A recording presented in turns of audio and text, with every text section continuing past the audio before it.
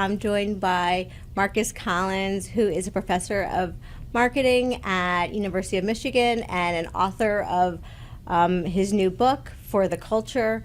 Marcus, welcome. Thanks so much for having me here. Yeah, and I wanted to talk to you a bit about the soaring costs of college tuition. Mm-hmm. There's almost universal consensus by consumers of higher education, whether it's the student or the parents that are paying for it, that college costs have become prohibitively expensive. I recently saw a study that said in the last 20 years, the cost of private institutions have risen by 40%. The cost of in-state tuition of public institutions have risen by 56%, and that's adjusting for inflation, right? You recently said to me that you think that we've gotten to the point that college tuition has become a luxury good for the wealthy. Can you explain what you mean by that? Indeed. The idea of a luxury good is that it holds a set of meaning in people's minds, and therefore that meaning is associated with some premium, and people are willing to spend premium for said good. And I think the challenge that's happening with higher education is that its meaning is being challenged. And yet the price of said product continues to go up. Now, we only see that when it comes to luxury goods.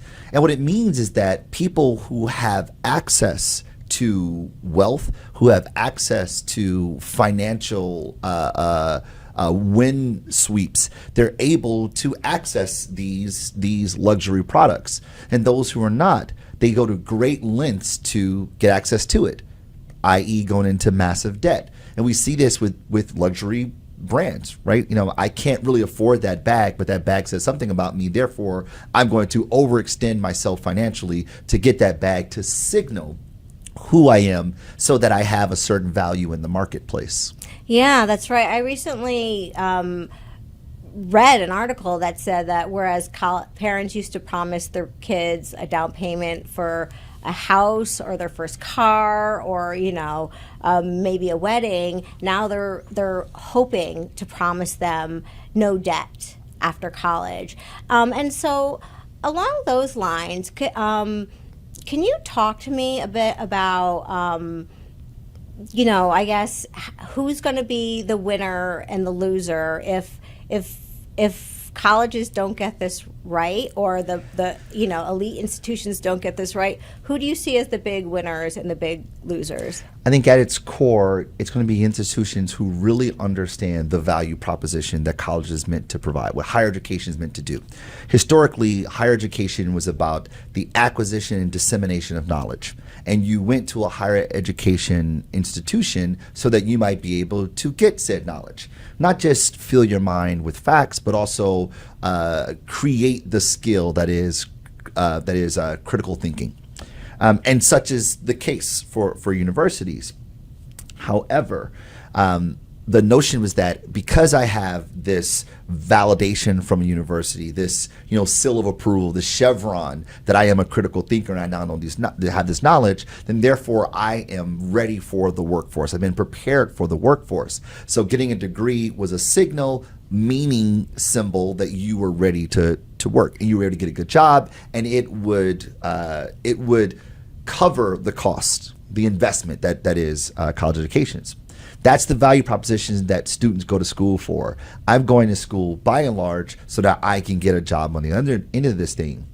There were recent changes to the rating system, particularly U.S. News rating system, universities, where they applied social mobility as a rubric of whether the school should be rated high. And some schools that were typically rated higher were now rated lower, which to me signals that those schools were not delivering on the value proposition that students go to school for, by and large, right? I go to school because I want a job. And if your school doesn't provide at least a higher percentage or higher probability that I'll get the job that I want, then now I have more agency to decide if that's a school for me. If not, if I say, you know what, I don't care about social mobility because I'm already at a very high level, therein lies the luxury. That's the luxury good, right? So the schools that will win will be the ones who are curating their experiences, that are creating these learning environments so that students are better prepared for the workforce, and they have a easier vehicle by which they're able to get the jobs that they want, so that the investment they make today, which continues to rise in the cost of education, so that those investments today pay off tomorrow.